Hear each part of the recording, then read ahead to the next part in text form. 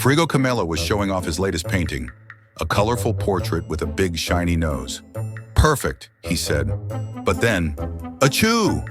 Paint splattered everywhere. Frigo blinked. "Did my painting just sneeze?" The eyes blinked. The mouth smiled. "Bless you," it whispered back. The painting started coughing, colors dripping down the canvas like tears. "Who painted me?" it asked. "Who brought the painting to life? Was it Chimpanzini Bananini mixing laughing powder into the paint? Or BR BR Patapim drumming rhythm into the brushstrokes? Or maybe Tralalero Tralala whispering breath into the canvas? Like if you think it was Chimpanzini Bananini. Subscribe if you suspect BR BR Patapim. But if you're sure it was Tralalero Tralala, like, subscribe, and share this video.